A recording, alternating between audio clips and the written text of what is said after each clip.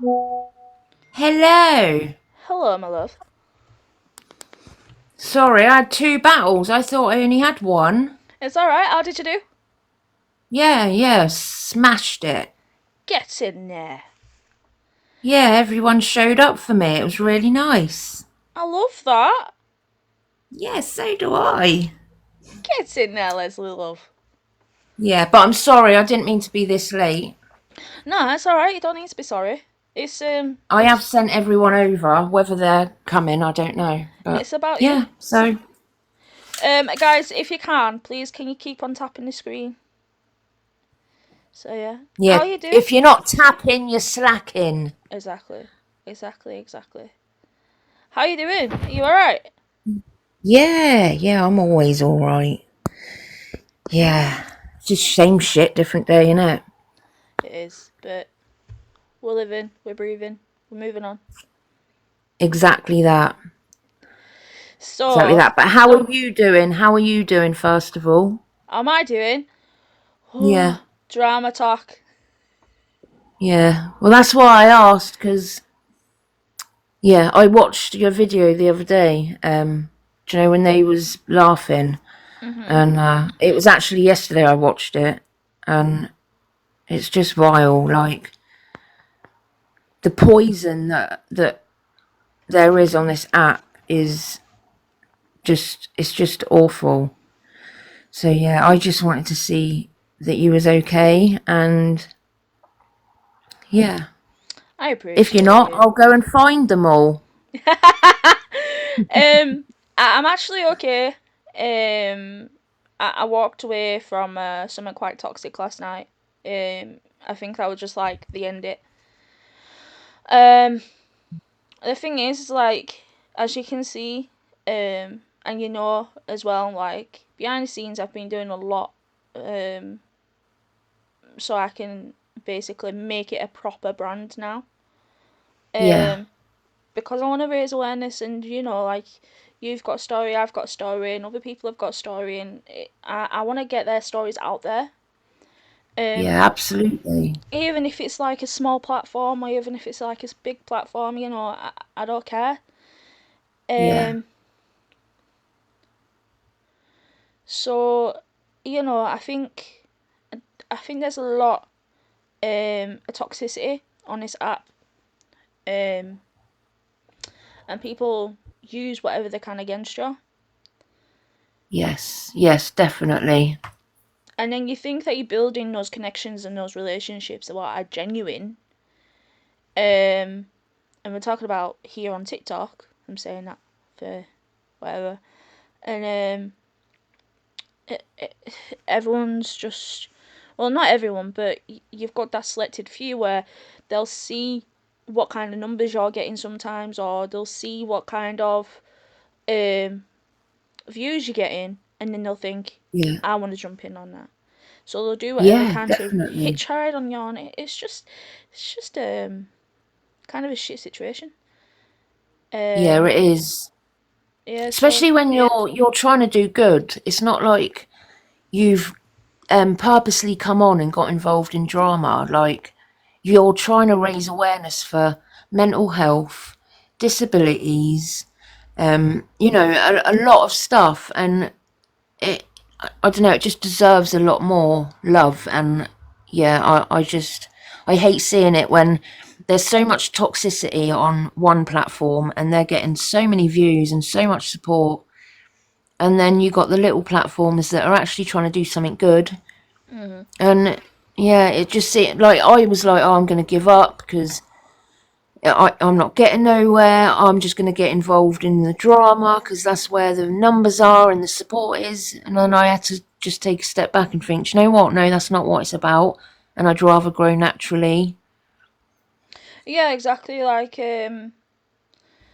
I, even this number now, like to say that there's like 14 people on here, there's some people who are here consistently. That's what matters to me. Do you know what I mean? The fact Yes. that the people who keep on coming consistently every time I go live, when I'm having these talks with people like yourself, Yeah. and then when I get the views, because now for some reason some of my videos are getting seen by thousands now. You know, Yeah, it's that what makes me say, you know what, this is why I'm doing it. Um, exactly. you know what I mean? And it's So all about quality, not quantity. yeah, exactly. You know, Yeah, like I put much thought into what I'm doing. You know, as you can see, I've got numbers for all the health lines, like mental health yeah, lines, trigger warnings. You know, because there's going to be sensitive subjects what we talk about. There's going to be vulnerabilities, what we show, what hey, people aren't mate. prepared to see. Yeah, Um, absolutely. so yeah, I think it's just one of those things, in it, like, you know. And this week we're focusing on mental health, addiction. Next week we're focusing on SEM mums, you know. So I'm trying to alternative each week, you know, and I'm trying to spread myself across the platform, so I've got different people coming in because I don't want to be all just about drama talk, you know. Yeah, of course. No, I love it. I love what you're doing. Thank you. But it's not about Yeah. me, it's about you. Today's about you. Today Oh, oh, I love it when it's about me. it's about you, yeah. So basically, I asked you to come on for a chat.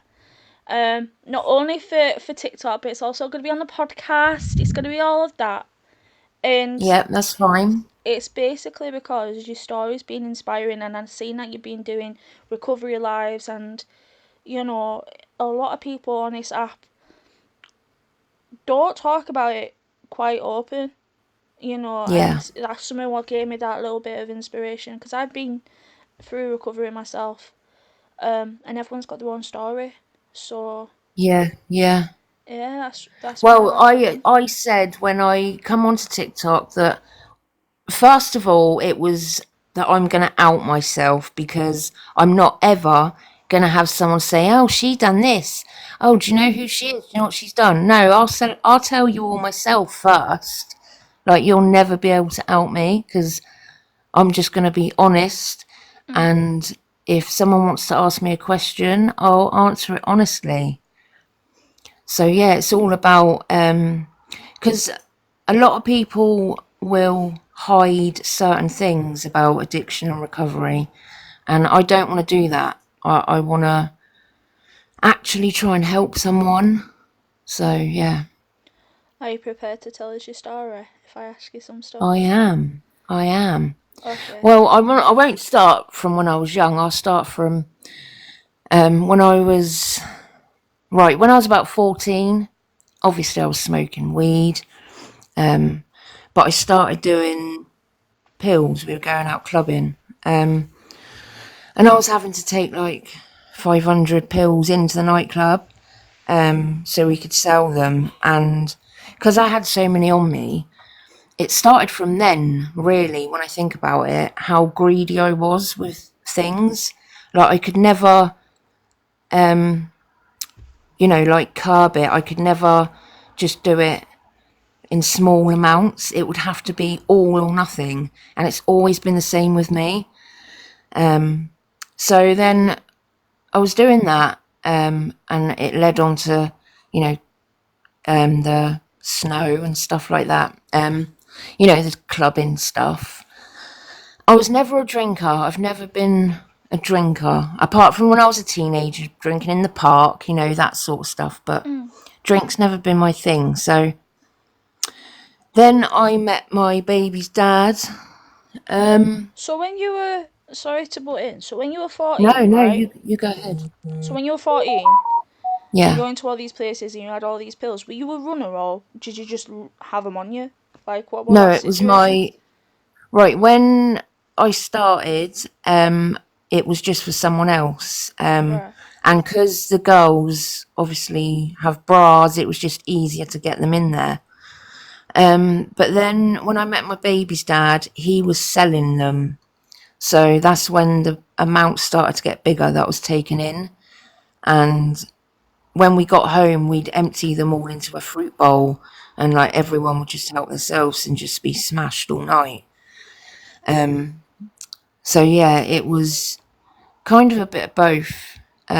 But it was me and my friend. We were having to take them all in. And because we were taking them in, we'd obviously get them for free. But so then I met my baby's dad when I was, I think, about 16. And that's when the pills and the coke, it got worse. I dropped out of sick form because I was too busy smoking the green. So I dropped out of that. I wanted to be a forensic scientist, and that was my dream. But I just dropped out because I was too busy being lazy. That's all it is. I just wanted to be, off my head all day. Mm. And then I got pregnant in 2001. I got pregnant, and my baby's dad, he got on heroin, and I didn't know what he was doing, but he kept running off. And he'd come home and he was absolutely smashed. And I didn't know what it was because heroin wasn't really, it was known, but it wasn't a big thing back then. And in my eyes, heroin was dirty. That was the stuff you didn't touch. So anyway, when I was pregnant, I stopped everything. I didn't stop the green, but I stopped, taking pills and stuff.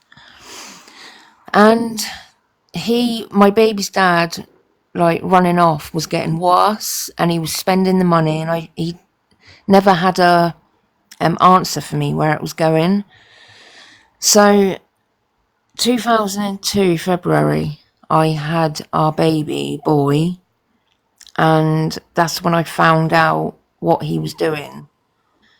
And because I was pregnant, my dad had given me 10 grand to help with the baby, and he obviously, God, sorry, my phone's going mad.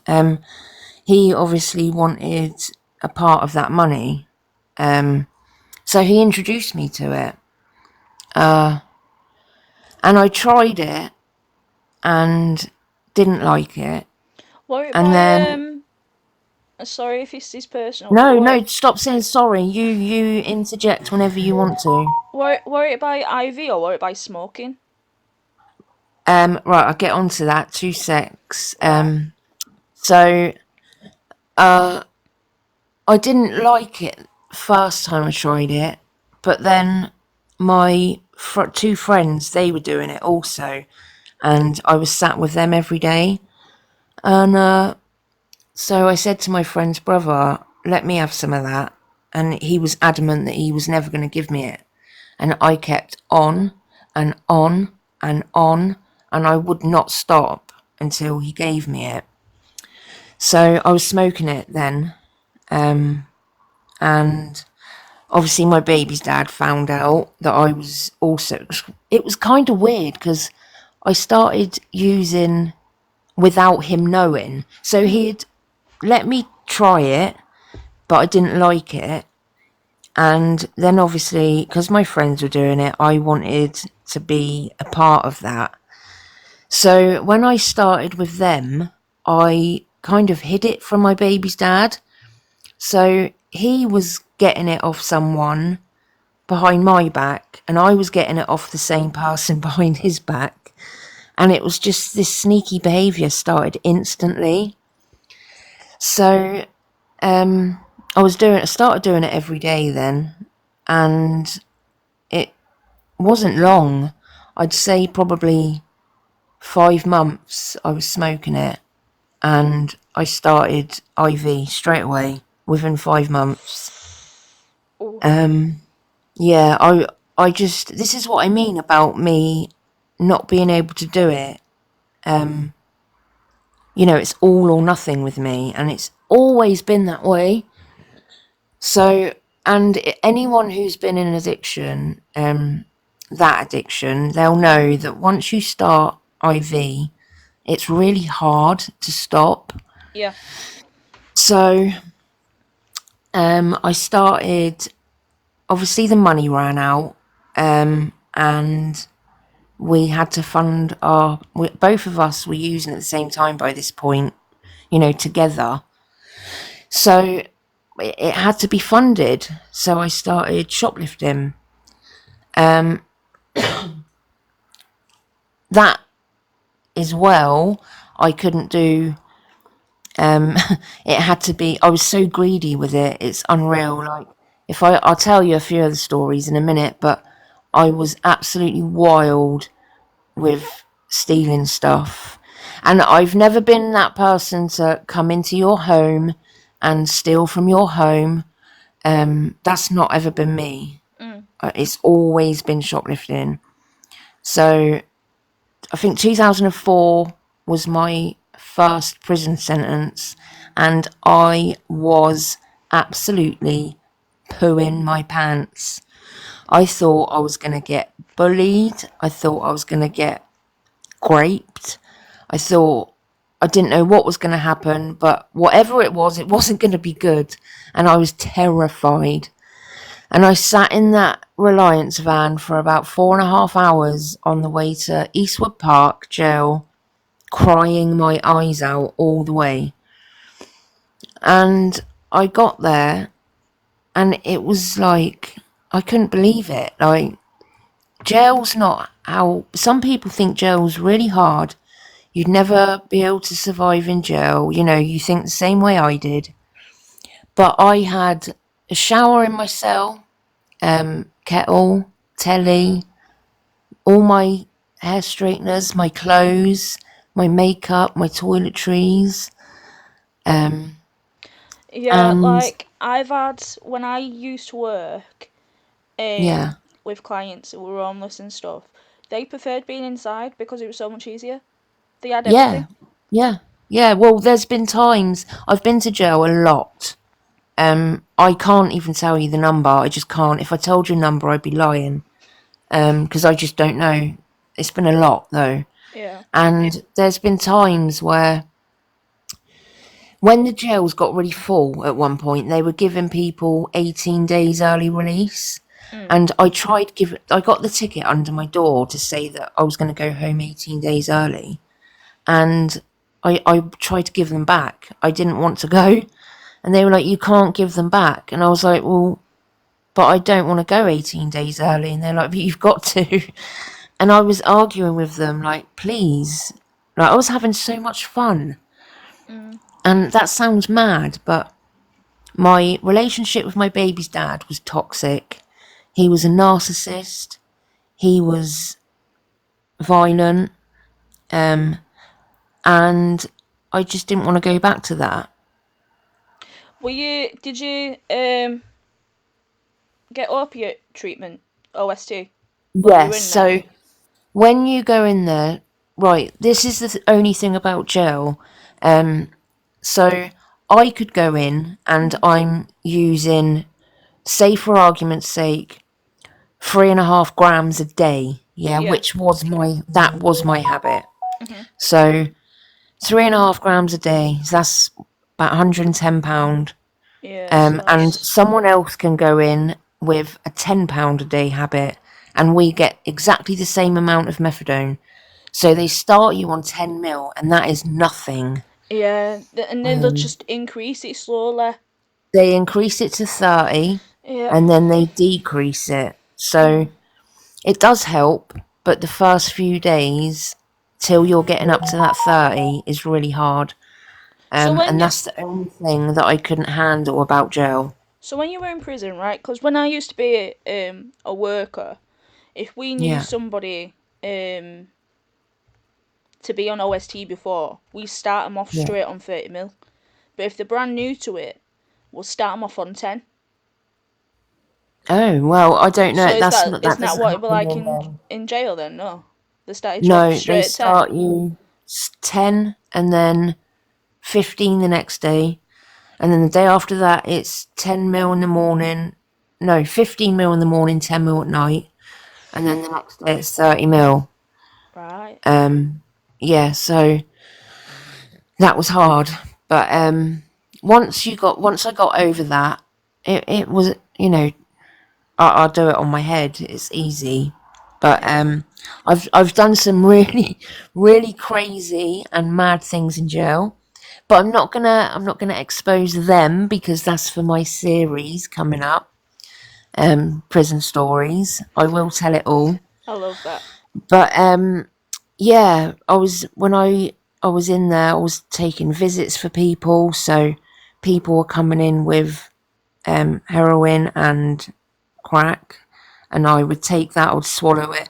Though I'll tell you, one time I swallowed a big ball of the H and a big ball of the white, and I had to obviously throw it up when I got back to the cell, and I could only get up the white, and that is like, you don't want that to happen because you need the other stuff to come down. Um, and I was drinking fairy liquid, shampoo, do you know, to get it up, and Yeah. it wasn't happening. Um, Were there oh, it any was serious awful. like implications with that? Did you manage to get it up or? Yeah, I managed to get it up 2 days later. I didn't get it up, I got it out the other way. Um, Jesus. yeah, but I had girls for that 2 days. I had girls giving me enemas. Like, honestly, it's crazy. We really wanted that out, and the day it came out, like, oh my god, yeah, it was crazy. But So yeah, were so you on that's go on. were you on M Dawn or were you on buprenorphine? I was on Mdone Mm. until, I'd say, probably my sentence. Right, my last sentence was 2020, Mhm. so I'd say about 2018. That was when I was given Subutex, buprenorphine, Yeah. and that is so much better than methadone. Yeah, it So is. much It better. is. I agree with Um, that. yeah. Because what they've started to do, I don't know if you've heard of it or if you're involved in it, but they've turned the Subutex now, the buprenorphine, into an injection. Oh no, I didn't know So that. yeah, so it's called Buvidal.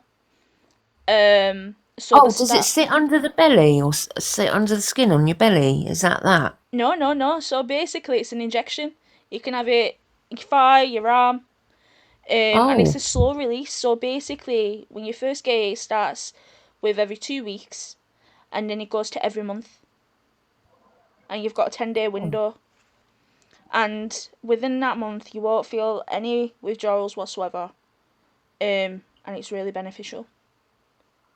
oh, So yeah, I that's didn't what they know start. that. Yeah, so they started to do it. It's only selected through a few when I was working in the service what I was working at. Yeah. So they did it for a criteria of homelessness and ex-workers, Oh, and then okay. it started going like wider. Yeah, Doing really yeah, good that's there. really good. Yeah, I would have definitely chose that if that was there for me to choose back then. Mm. But Subutex buprenorphine was probably the easiest to come off, Yeah, and with Emdone, it wears off. It can wear off. So I used to when I was able to take it home, that I could split my dose, so I'd have half in the morning and half at night. Because otherwise, you wake up through the night, sweaty. And that's what I want to say about. I skipped a part, sorry, in the beginning. I just wanted to say that I had a really good childhood.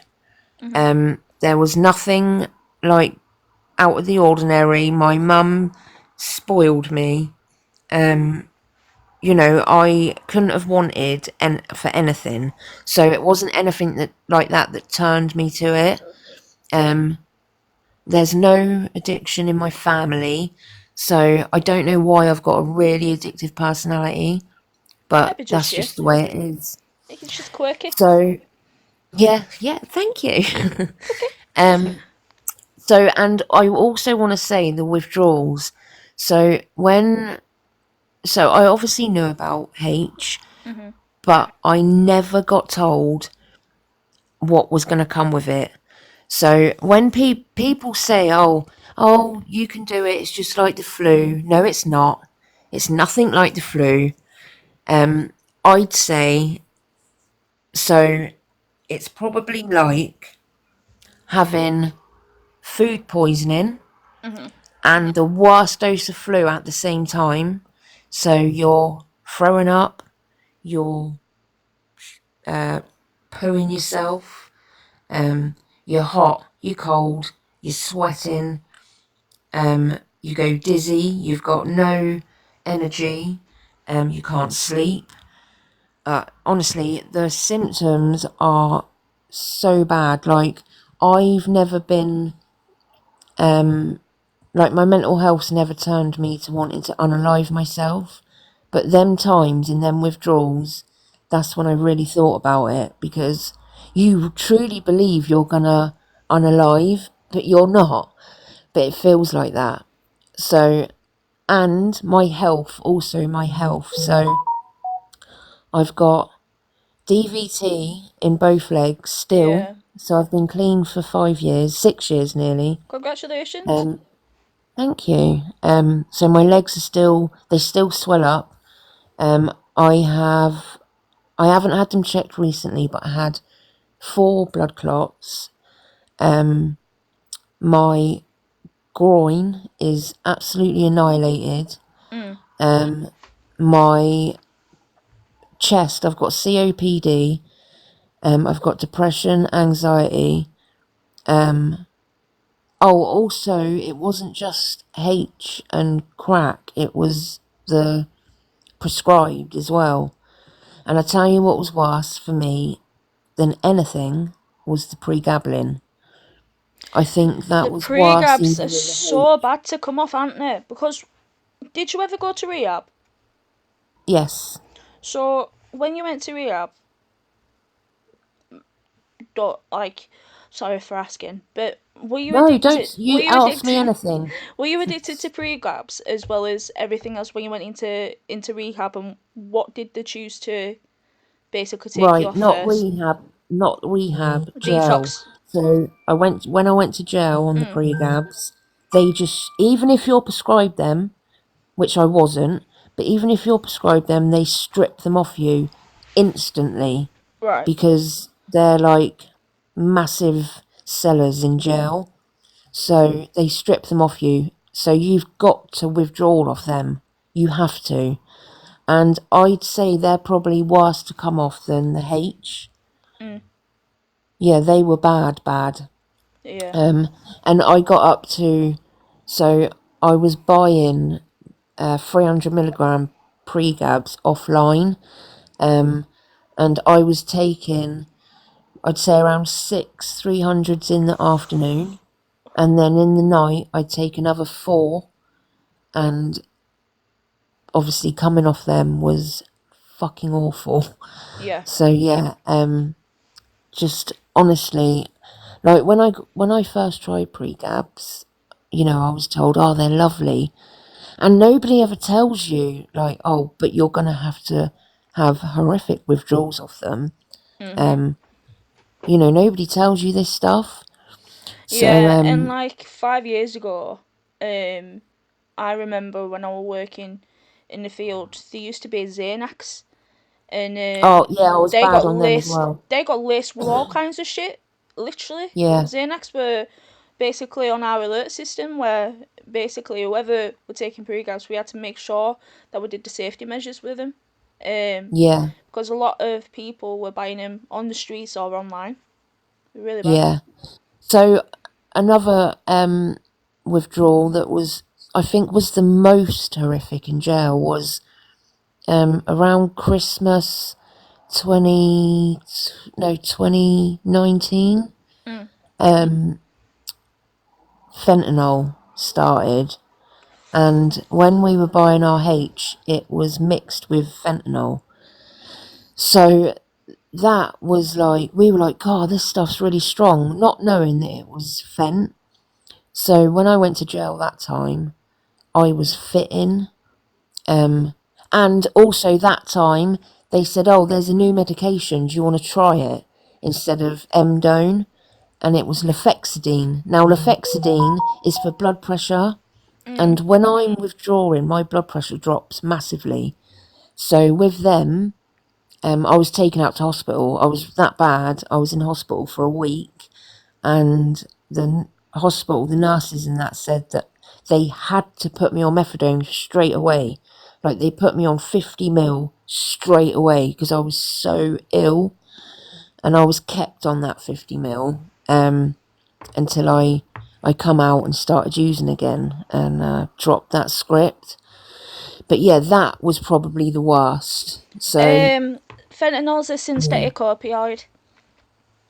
yes, it's really, really, really strong. So it's 50 Yeah. times stronger than H, And and yeah, it's basically bad. they created it over in America for operations, but then they realised how bad it was, so they didn't use it. Yeah. Took it off. Took it out. So also, I do want to say a lot of people will probably disagree if anyone's in here that's been through it. But when I went to rehab in 2006, and it was a 12-step rehab, Mhm.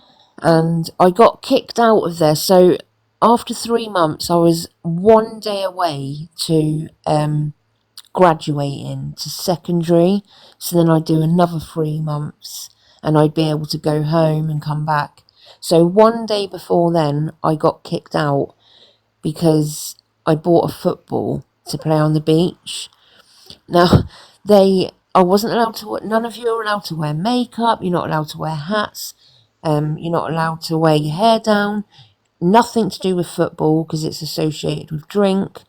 Like, it was really strict, but That's ridiculous. It's a sport. yeah, so I got kicked out of there, but I carried on with the 12 steps because they were really helping me, Well done. and I was going to NA daily. Now, my addiction swapped from the rugs Mhm. to NA. I started getting addicted to NA, and without it, I couldn't function. So, I feel not a lot of people are aware of it. So, I just want to mention it because when I stopped going to NA, I relapsed really quickly. It's And I'd because you're been getting that. clean. It's because you're getting Sorry. that positive. You're getting that positive endorphin. Affirmation. Yeah, Yeah, yeah, you're getting you that are. positive affirmation. You're getting that positive peer pressure. You don't feel like you're isolated. It's that social Yes. network what you need. But sometimes they can only go on for so long. Yeah, Um. and the only thing with the 12 steps is Mm, they say you've got to be abstinent. Now, drink's never been my thing, so I used to go out at the weekend with my mum, just to the local pub and have a couple of drinks. And they were like, no, no, you can't do that. And I started smoking green again. And honestly, it was like a massive thing to them. They were like, no, you can't do it. You can't do it. And I just thought, do you know what? That's when I stopped going and I relapsed. And I really, like, knew then how addicted I'd been to NA. So yeah, I just wanted to put that out there. But so then when go on. when you went to NA, right? Yeah, Because I used to love taking my clients to NA. yeah. When you went to NA and you did your 12 steps, and then after that, how did you feel with that? Like, how did you feel when all that came to an end? What, NA? Mm. Um, well, it wasn't like a feeling. It was like my behaviour started getting really toxic. So, like I said, I was living back with my mum. Oh, I just wanted to say as well, when I had my baby, Mhm. um, I had him up until he was 2.5, and I handed him over to my mum because my lifestyle was getting chaotic, and social services were doing spot checks to see if I had food, and the house was clean. So I knew that they were gonna become really heavily involved, and I didn't want that. So I just wanted to put that out there that my son didn't go through this life with me. I gave him to my mum, and I had a hand in bringing him up. God, I can't get my words out. But my mum had full control. Um, so yeah. when I was living, so then when I stopped NA, um, I was, like I said, I was going to the pub with my mum, but then I started drinking in the day, like, and I started liking that feeling. And I just want to say, drink is the most dangerous thing to come off. Like, you will be told, do not just stop drinking if you're addicted. And I didn't want to get to that place. So I caught my behaviour and I knew that it was getting toxic. So I was really trying my hardest, but I didn't want to do it with NA because I thought I'm just replacing my addiction here. But it Mm. was the wrong move. It was definitely the wrong move for me because I ended up getting back with my baby dad, and it got really bad. Like I was, my DVT got really bad in my legs, so my legs were so swollen. They were like the skin was so tight where they were so swollen. I couldn't walk. I had cellulitis on both legs. That's a skin infection, and it's so painful. Oh, yeah. This was after a couple of months of getting back with my baby dad, and he was sending me out shoplifting. And we didn't have a car, so I was having to get the bus, and go and make our money. And if I didn't make our money, I had serious consequences. And it was really hard. Like, I thought, what have I done? Like, my mum had kicked me out. Right, so I'll tell you this story. I moved back with my mum because she's seen me with the cellulitis walking, Mm. and I couldn't walk. And she said, right, get in the car, you're moving back home. And she bought me my rugs until I could get a methadone script. And that's not my mum. She's not like that. She's dead against it. She hates it. It wasn't allowed in our home, and that's how ill I was. So the methadone script was going to take a couple of weeks, and she didn't want to buy my rugs for that long. So I was like, when you're well and you've had your H So and you're not with, when you sorry, came go out, on. sorry, when you came out of prison, didn't they do a bridging script? Yes, but where I kept relapsing, Mm. um, I just used to fuck off the script. But when I come out of when I went to NA, you had to be off of everything. Right. So I didn't have a script then. Okay. That's why it was going to take a couple of weeks because I had to be reassessed. I had to go through the whole process again. So my mum was like, "Look, we'll do it," and I was like, "Yeah, I can do it. Just I'll do it on my own. I can do it bareback. I don't need nothing." So she locked me in, and my mum lives in a first floor flat. So the following day, when my withdrawals were bad, she took Leighton out for the day just so, I could have peace. And I jumped out the window because I wanted it so bad. I needed it. My body was shouting for it. Mm. And I obviously couldn't get back in. Like, I had to go and find money. I had to go and get my rugs. And then I had to go and find a ladder. Like, it just wasn't going to happen. So she disowned me then. I haven't spoke to my mum since. She hates me.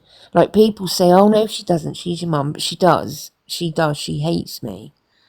Like, if she walked past me in the street and I was homeless, she'd walk past me in the street. She wouldn't help me. She, So my nan and so anyway, 2000. Right, I'm jumping ahead here. 2020, my last sentence. Mhm. So I went to jail, the February, and I got 6 weeks. And I come out. I think it was the 19th of March, and then the following week it was lockdown. So because of COVID. So that really, really helped me with my recovery because you wasn't allowed out. Like, by us, there was police parked up doing spot checks, and we couldn't really go around shoplifting. Um, Oh, sorry, I've jumped a massive, massive step. So 2010, I met my partner who I'm with now in 2010. Hey. Um, and we were running wild, like madness, madness. Like, honestly, I'll tell my stories, and half of the stories you won't believe, but that's what I'm going to tell on my for my content. But yeah, so we were running wild. My mum had started speaking to me again in 2010 because my partner, his auntie was my mum's best friend. Mhm. So obviously Moose, my partner, his auntie was like, yeah, he's all right. So she was all right with me, but then 2014 we ended up in the paper for conspiracy to steal, and I'd lied to my mum and said I was clean, and it was in the local newspaper that she got delivered every day, and honestly, it was awful. So yeah, since then she disowned me. So my nan and granddad died 3 years ago.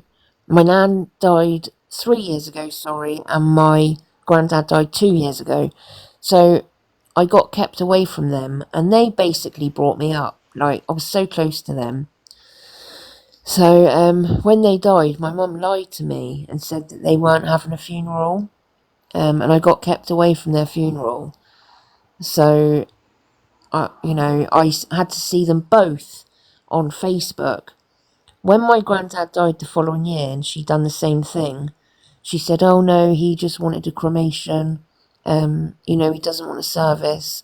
And I was like, Mum, you've done this last time, please. And she was like, no, no, it's not happening. And then I seen it on Facebook again. And I thought, do you know what? You are vile. She's a horrible human being. Um, and I think that affected me more than anything I've been through. I'm not That, surprised. that was the most traumatic thing that I've been through. Even I've been through some horrific. That didn't affect me like my nana and granddad. Um, so yeah, but 5 years later, 6 years in February, I'm still doing well. I'm not doing any NA. Um, I'll tell you what, TikTok, it has been so toxic, but Yeah. it has actually helped me. Like, my FYP is full of drama, but I am on my phone constantly watching, and I think it's kept me, what's the word? It's kept me entertained, Yeah. so. But I do have bad days, don't get me wrong. I have really bad days, and I want to walk out the door, and I want to go up the road and go and spend my money on fucking on tablets, and I just want to get absolutely smashed and forget about everything. And it's them days that I've got to think about. I've got a grandson. Um, my son, my son was in jail. And because he ended up, he was in jail for GBH with intent Mm. for carrying a sharp object and using it on someone. Um, so yeah, that's been a big part of my life as well, the sharp object crime. And although he had a good life, I didn't ever think that it's been traumatic for him. And he's had to see me in some bad ways. He's had to see me in newspapers. He's had to stick up for me. He's had fights over me. I didn't know any of this. So on my bad days, it's that I remember. And I made a promise to my son that not that I would stay clean, but that I would try. So that's the promise that I try to keep every day. But I always say it's always going to be knocking on the door, and it's whether you choose to answer it or not. Very true. Because it's always going to be out there. My addiction is out there, working out, pumping weights, and it's ready to take me down any day. and I've just got to be ready for it. So I do have a question. I do have a couple of questions. Yeah, you ask anything you want. So when you're in prison Yeah, and you're on M-Dawn yeah. and you were using on top, how can you using on top? Didn't they give you enough? What were you trying to achieve when you were using on top of your M-Dawn? Um, I just wanted to get off my head. See, in jail, it's Mm. like so it's fun when you've got a good set of people, and you can trust one another. But when Yeah. you're locked behind the door, it's hard because you're locked in there with your own thoughts, and you just want to get off your head. Like especially on the um wing where everyone's on something or Yeah. withdrawing for something. Everyone's always looking for something. So it's almost like a day out in jail. So yeah, it's just my addiction. I just always want it. Like even now when I'm sat here, obviously I've got a really addictive personality. Obviously I want it, but I don't want, if I could have it with all the good stuff and I wouldn't get addicted to it, like I wouldn't have to withdraw, yeah, of course I'd go and use it. But it's the toxicity that comes with it, Yeah. the madness that comes with it. And that's another thing. When you get clean, the days are like they go so slow because when you're using and you're When you out first earning come money, off, or yeah, go like on. even now. Even now, yeah. So when you're, so you got to think, right? You'd wake up in the morning, use your rugs, then you'd go and earn money for it, then you go and sell the stuff, go and buy more rugs, come home, use that, and by then it's evening. So then you're off your head until the next morning and it all starts again. It's So then like when all you're clean, circulating around it, and it's like yeah, your whole yeah, routine's just based around that one thing. yeah. So when you're clean, you haven't got any of that. And it's like now the days are going so slow. Like you don't realise how fast life is moving when you're in that life. Mm. But like my health has taken a massive crash, and I've got to have brain scans because my memory, I've got nothing. I've got no memory. I've got no short-term memory. I've got no long-term memory, and that's all down to using. Yeah. So yeah, the consequences that I've had have been massive. If you So could yeah, give three advice, like three different advices yeah. for someone who needs that motivation, what would you advise them? Yeah. See, it's hard because we've all got individual circumstances, but Mm. I would just say, like, life does get better, and when you're clean and you take that moment of clarity, you see how beautiful life can be. And even though, like, I can't work, I can't, like, my doctor has signed me off for life. So I used to think, right, well, now I've got nothing. Like, I'm sat here on benefits. I don't have my family. Luckily, I have my partner's family. So when you've got a clean mind, you can see the things that you have got because you're so focused on the things you haven't got when you're in addiction, Yeah. and it's like a victim mentality all the time. So I would just say keep fighting. One day you will get there, and it might take one time, it might take 20 times. I took 20 years to finally get to this place. Like, this is my longest ever clean time. I'm so proud of So, you, Leslie. Honestly, when I thank when you I so listen to your much. story, like I'm just in awe. That's why I've not interrupted much because I'm just like, because it's so nice. It's literally so nice to hear someone's story from where they started off, what happened, and then where you are now. Like, fair enough, you're being signed off work, but you're doing stuff, you're raising awareness, you're doing your own platform, you know, Yeah. like, that's something what's, like, inspiring. Do you know what I mean? Thank you. That means a lot. I just want to say thank you to everyone in the comments. I haven't been reading them. Um, Everyone's been bigging you up. yeah, this room is it's really easy to talk in here because there's like zero judgment. And you've done nothing but listen to me, and I absolutely appreciate that. Like chills, honestly, hats off to you. Thank you. I just think it's important because even though we've all got past, like, I've been through addiction, I've not been on Brown. Brown's the only thing I've not touched, but I've touched everything Yeah, else.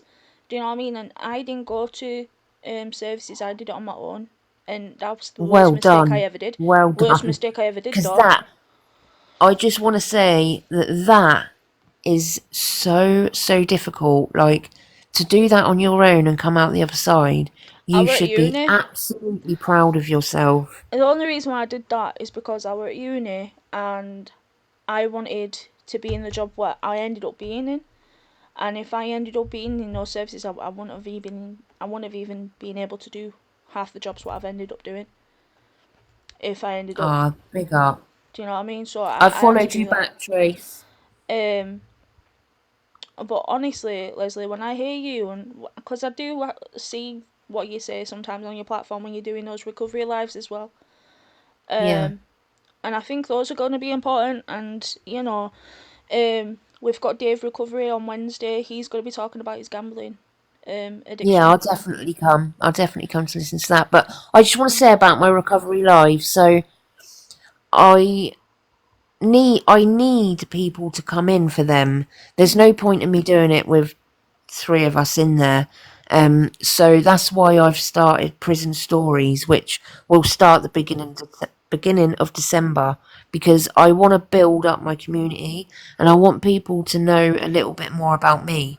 Because people are coming in and there's so many recovery platforms on here. there is. Um, so I just want people to know my story, which was why I really wanted to come in here tonight. Um, Well, and do this is this. going to be put on my web page. It's going to be put Yeah. on my Spotify. It's going to be put on YouTube, and it's going to be put on here. So everyone's Oh, going to listen to your story. It's going to get out there. oh, thank Um, you.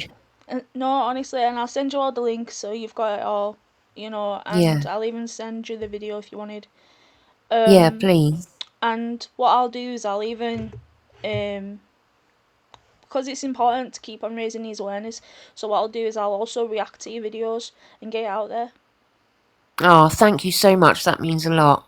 That's alright. Thank you for coming on. No, honestly, like, you're such an inspiration, Leslie. And whenever Oh, you're having thank a you. Thank difficult you for day, having me.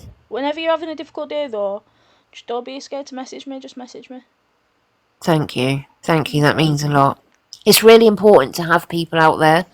Um, that's another thing that I will tell people. Make sure you build up your support group because it's really important.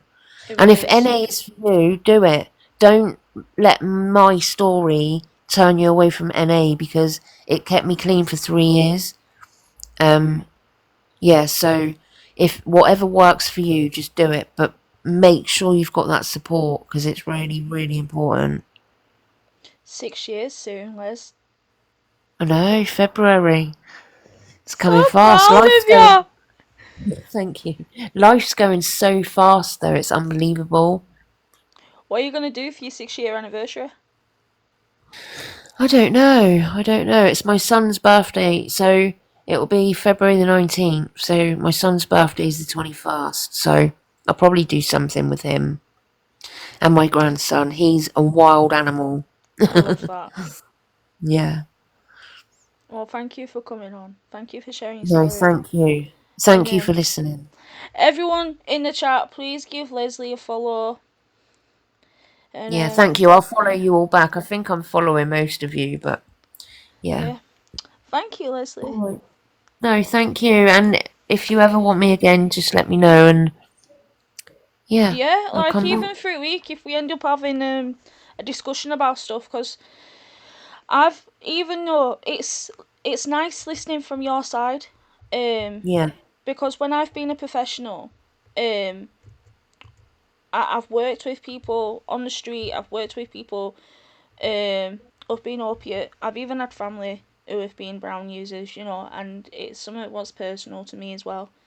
And the amount of I remember um when I were working, someone ended up having an OD outside, and I ended up Oh having to wow. do CPR and administer naloxone. Now naloxone's the safety drug, Yeah, but what they yeah. don't tell I've you, actually still got not naloxone in my cupboard. have you?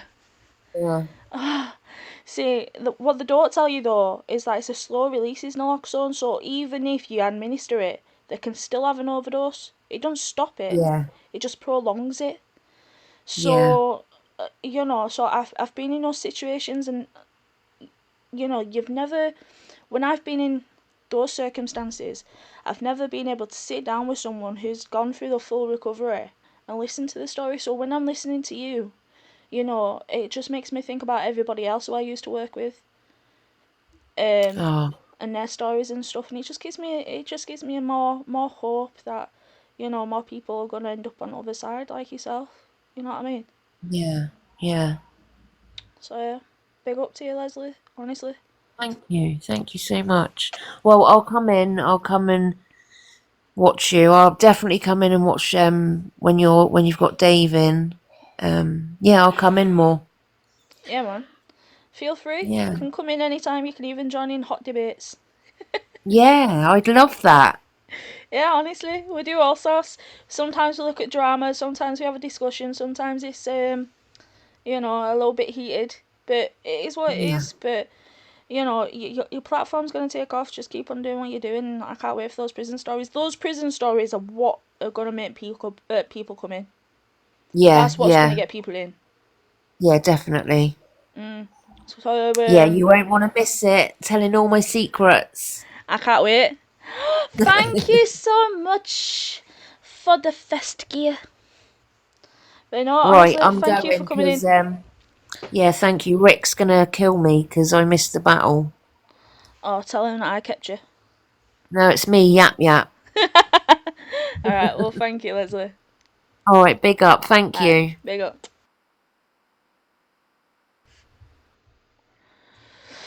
Oh, guys, hearts in the chat for our Leslie poo, please. I love that.